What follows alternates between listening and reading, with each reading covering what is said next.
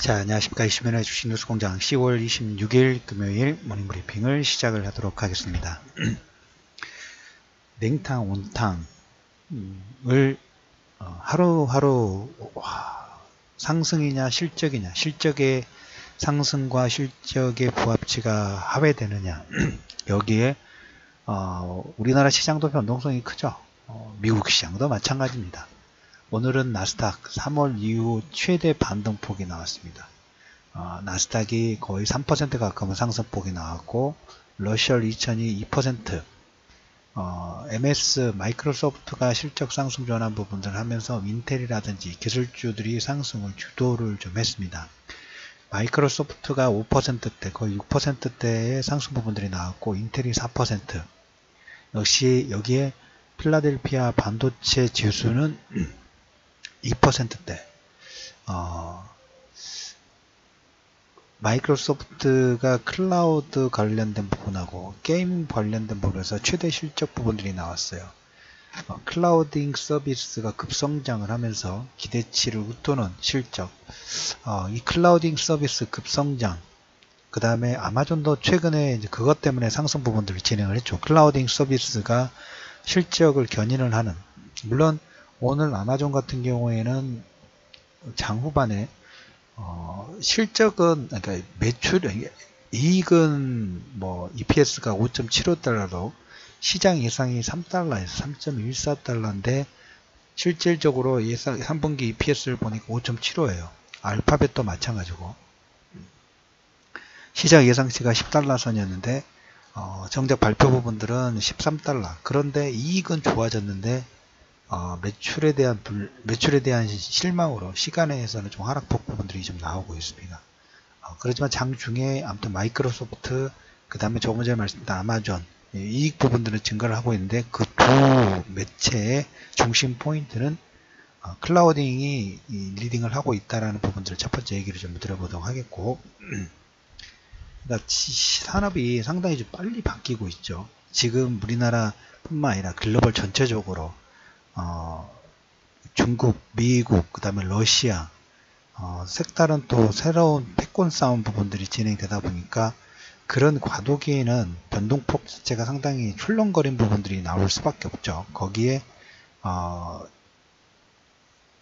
그 알고리즘 관련된 부분들 얘기를 좀 드렸고, 자, 그래서 첫 번째로 얘기를 드릴 부분들은 실적의 양호, 실적에 대한 기대가 물어 나스닥이 3월 이후 최대 폭의 상승폭에 나왔다는 얘기를 첫 번째 드려보도록 하겠고, 두 번째 22 통화정책회의는 금리 동결 부분들을 진행을 했습니다. 그리고 올해 계획했던 대로 자산 매입 프로그램을 매입 중단하는 것을 재확인을 좀 했고, 여기 이제 드라기 총재가 이탈리아 합의 기대감 부분들을 좀 표명을 좀 했어요. 지금 뭐 이탈리아 문제 3주 동안 뭐라 할까요?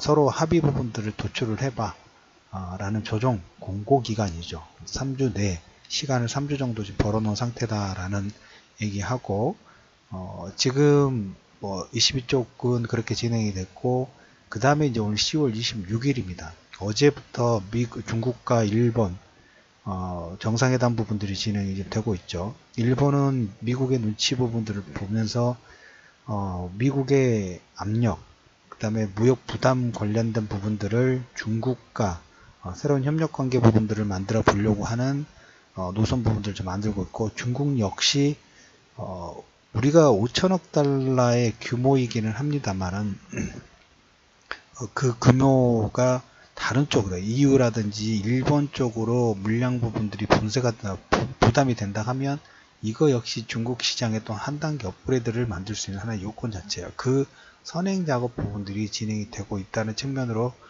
보시면 될 것 같습니다. 그리고 지금 뭐 터키, 이틀 전인가요? CIA 국장이 터키에 가서 녹음 파일을 확인한 걸로 아마 기사화가 됐어요. 그 의미는 사우디아라비아가 빼박이에요, 빼박. 그래서 터키의 요구 부분들을 웬만하면 미국도 사우디도 들어주면서 당근을 주면서 좀 해결하려고 하는 그런 구도 부분들이 만들어질 수 있다. 그래서 이제까지 터키 문제, 상반기에 터키의 미국의 경제 제재라든지 이런 부분도 부담이 경제 제재가 커지는 것보다는 조금 완화되는 방향으로 진행될 수 있는 가능성 자체가 높다라는 얘기를 드려보도록 하겠습니다. 자, 오늘 우리 시장 자체가 당연히 이제 나스닥이 3% 가까운 상승 부분이 나왔고, 러시아 2000이라든지 그 다음에 필라델피아 반도체 지수가 2% 급등이 나왔기 때문에 여기에 어제 개파랑 나왔던 갭 부분들을 일단 메꿔야 되겠죠. 지수 자체가 음봉이 나오면 처음에는 우리가 시장에 대해서 불안 심리 부분들이 점점 가속화하고 장대 음봉이 나오게 되면, 그리고 최근 한 상반기부터 3번 이상의 신용 불량 부분들을 처리할 정도의 어떤 변동성 부분들을 우리나라 시장뿐만 아니라 글로벌 전체적으로 뭐 금리 상승이라든지 무역 분쟁 관련된 부분들이 글로벌 전체적으로 지수의 변동폭 부분들을 만들었죠. 하물며 묵직하게 움직여야 되는 다우지수, 나스닥도 보세요. 어제 그제 최근 나스닥이 4% 급락이 나오고 오늘은 또 3% 급등이 나왔어요. 이 다우지수, 나스닥도 그렇게 큰 변동폭 부분들을 만들어내는데, 글로벌 전체적으로 보면 다우지수라든지 S&P, 나스닥이 그래도 대형주급이죠. 시총 상위 종목, 시총이 큰 대형주급인데 저렇게 출렁거림이 나오고, 우리나라는 중형주 쪽에서 중형주나 중소형급 정도밖에 되지는 않아요. 물론 무역 부분들이 크긴 한데 전체 시총 규모를 말씀을 드리는 거예요. 그러다 보니까 우리 시장으로 보면 거래소 쪽이 그냥 10% 정도의 변동폭을 보이고 있으니까 중소형주는 더 진폭 자체가 클 수도 있겠죠. 99년도에 우리가 이제 1년 동안의 주가 지수의 움직임 부분을 보면 99년도에 거래소가 연봉이 96년하고 97년도가 하락에 나왔어요. 장대 음봉 비슷하게 나왔죠. 그리고 98년부터 99년까지 하락분을 만회를 했습니다. 96, 97년이 아시다시피 97년 리먼선 때가 있었으니까, 97년 그때가 아니죠. IMF가 있었으니까 96, 97 아무튼 그 사건 부분들을 일단 배제를 하고 연봉으로 봤을 때 96, 97이 하락이 나왔고 98년과 99년을 하락분을 전부 다 만회를 했어요. 만회를 하고 2000년도에 1년 동안, 그러니까 2000년 1년 동안 98, 99, 2년 동안 상승 부분 그대로 다 한 번에 다 쏟아냈죠. 한 번에 다 장대 음봉으로 만회를 하고, 그걸로 추세가 깨졌냐? 그렇진 않아요. 그 이후에 2006년도까지 상승 부분들이 진행이 됐어요. 우리나라 시장도 보면 비슷합니다.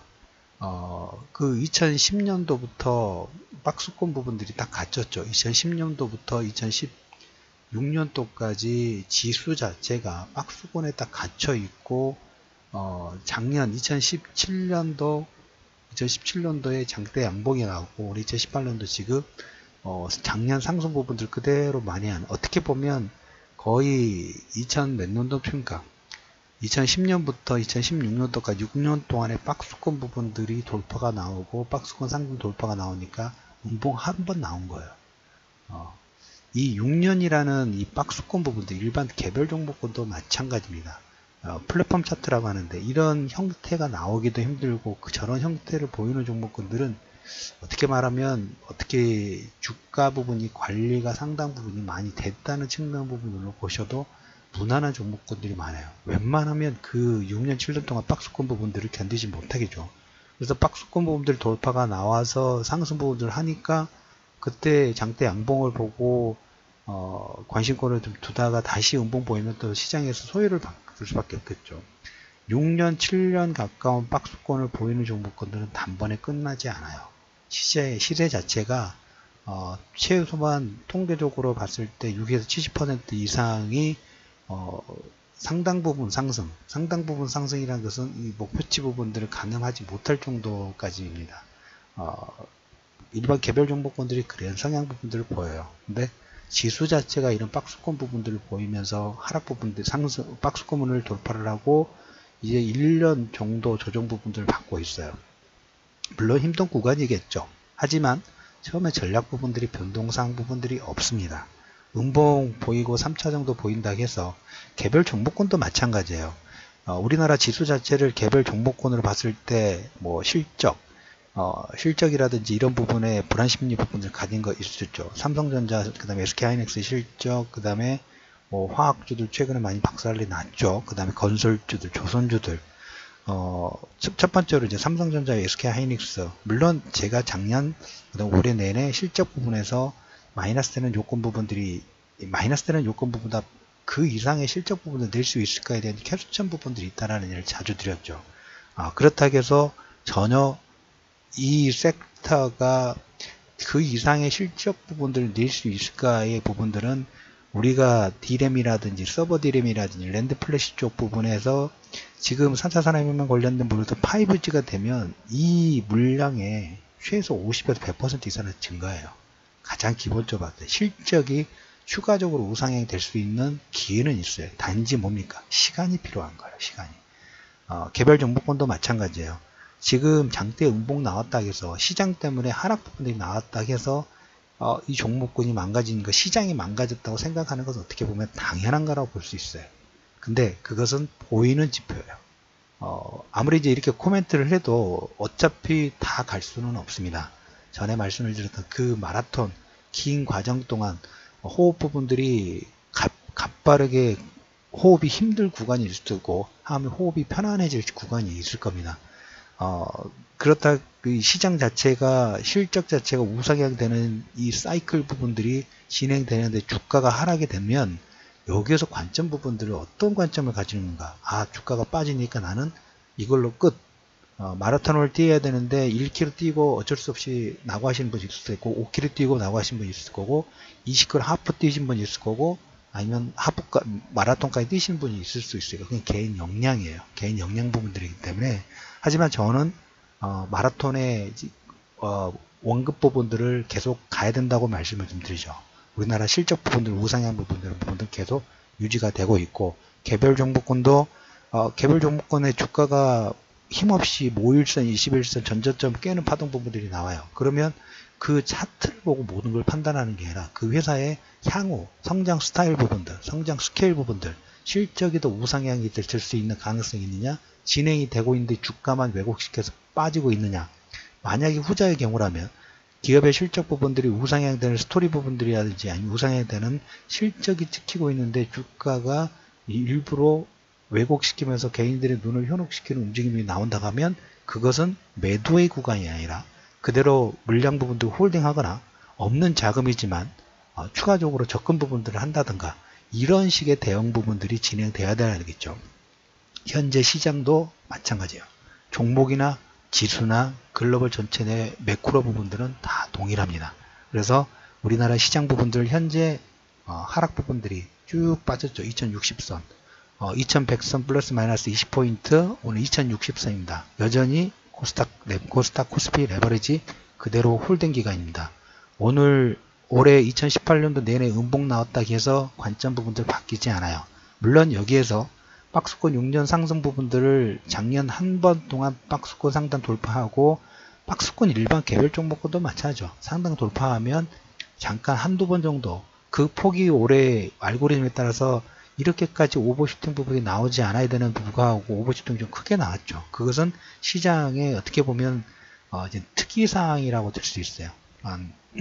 이 정도 선까지 2100까지 깰 구간은 아닌데 우리나라 시장뿐만 아니라 전체적으로 나스닥도 보면 4% 3%를 급등나가는 그런 시장이다 보니까 우리나라 시장도 덩달아서 이 변동성 구간물의 이 표준 편차 부분들이 더 확대가 되는 그 정도라고 보시면 될 것 같아요. 더 많이 빠졌어요. 더 빠졌기 때문에 그렇다고 해서 우리나라 전체 지수 부분들의 변동폭, 실적이라는 향후 스토리 부분들이 변동사항이 있느냐? 변동사항이 없습니다. 그러면 요거로 생각해야 돼요. 더 저가에 매수할 기회 부분들을 가질 수 있다라는 관점 부분들을 가지고 단기 100m 뛰기 위해서 이 방송 부분들을 시작했다고 하지 않았습니다.